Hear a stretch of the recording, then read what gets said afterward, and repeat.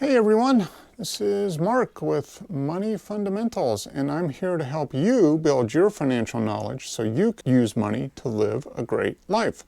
Now, today's video is all about the problems with money. Yep, you heard me right. On a channel dedicated to money and making the most of it, we're going to talk about its problems. So grab your favorite beverage and let's get into the fundamentals of the problems with money. Okay. We all know that money is something that we need in order to make it through life in the 21st century. Almost everything we do has money related to it in some way or another. Money is part of our daily life. We all need it, and yet there's a lot that is wrong with it.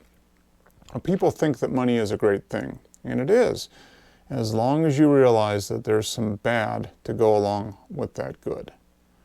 There are a lot of problems with money, but I don't think you want to watch a multi-hour video about that. I could make it, but let's focus on what I see as the top 5 problems with money.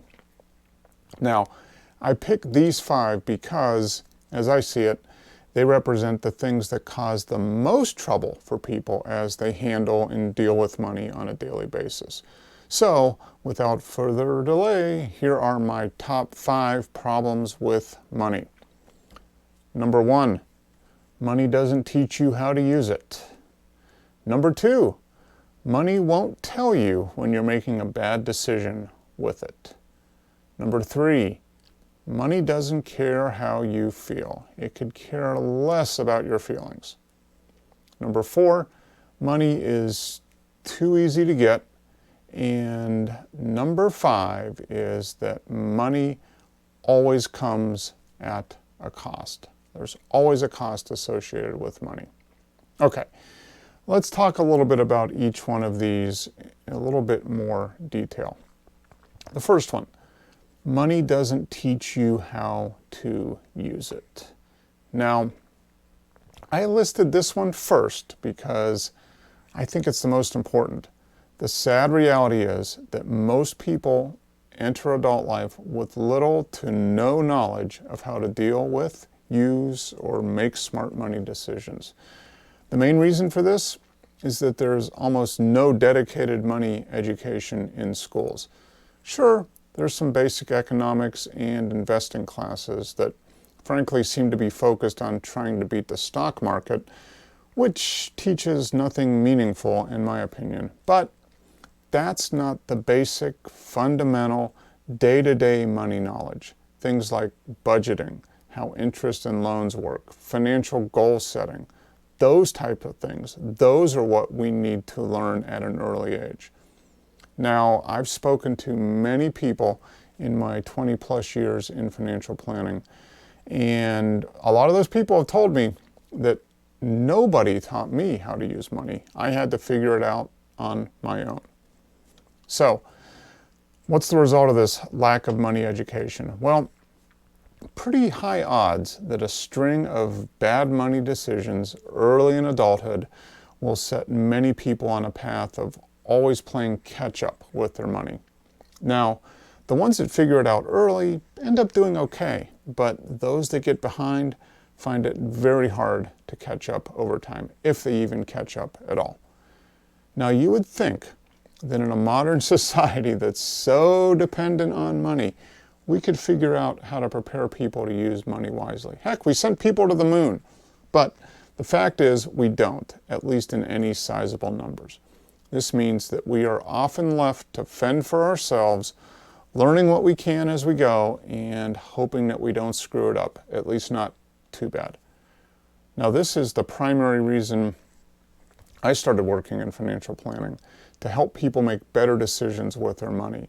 And it's also the reason I started this channel, to share the fundamental money knowledge I've acquired in my decades of working with people and their money.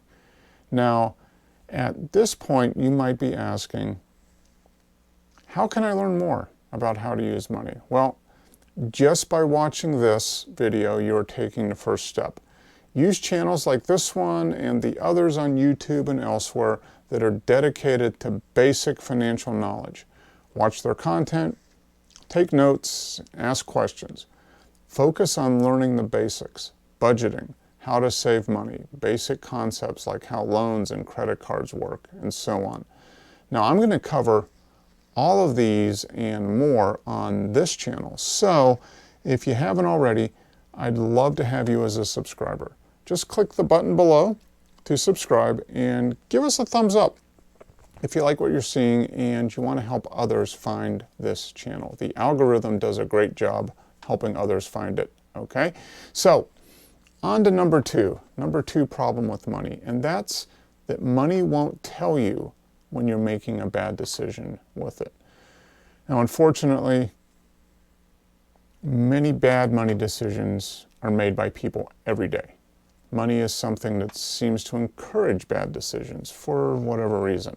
From getting talked into buying that car you can't afford, to paying too much on a loan, to going on a big losing streak in Vegas. Money just doesn't care. It's up to us to make good decisions on how and where to use our money. Now, many times, a bad money decision can be avoided just by taking a bit more time, taking a breather,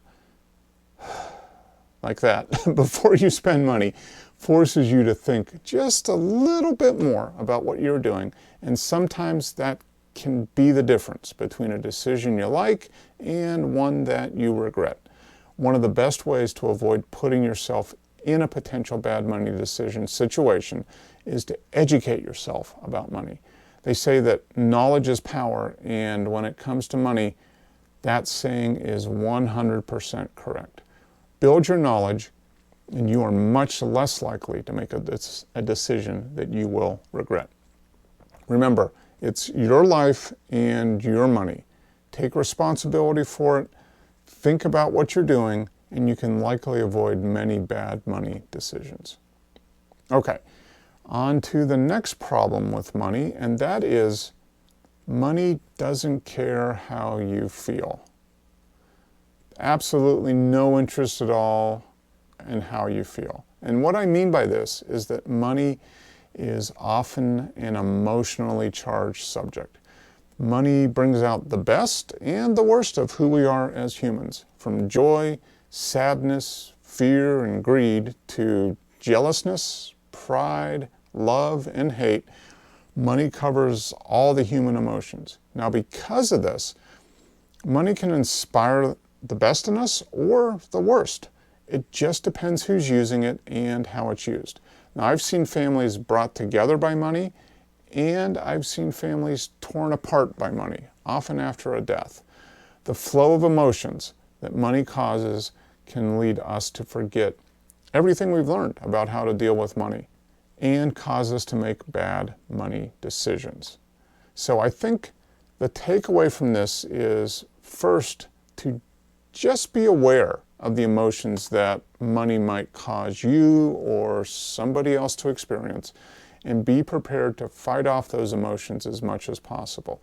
Knowledge and experience are often the best preparation for dealing with money emotions. You'll probably never be able to remove all emotion from the money that you're dealing with, but the more you can remove, the better. Okay, next up on our list, number 4, is the availability of money. And I will just say right up that I think money is too available. Let me explain. In my 40 years plus of adult life, I've seen a massive increase in the amount of and ease of access to money. From credit cards getting easier to qualify for, even for those with poor credit, to the buy now, pay later accounts for everything from clothes to cars. The ability to get access to large sums of money, even if people can't afford it, has exploded over the years. It's just more and more available. Now you might be saying, but Mark, why is easy access to money a bad thing? Isn't it important to give everyone the same ability to live their life the way they want? Well, I'd answer that question with, just because you can doesn't mean you should.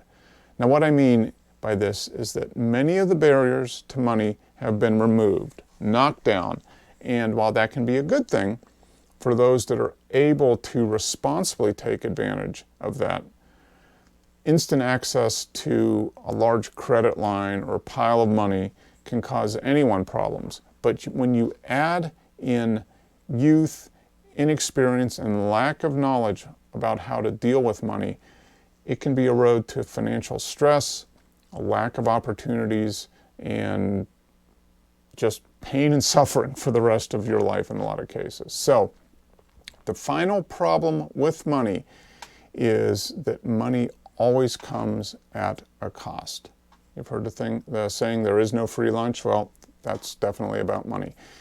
If you think about it, I think it would be hard to come up with a situation where money didn't cost us something. Here's a few examples. Number one, taking out a loan costs you money in the interest that you could have used for something else. How about this one? Moving to a higher paying job, getting that promotion, usually comes at the cost of less free time, more stress, more responsibility, or maybe all three. How about this?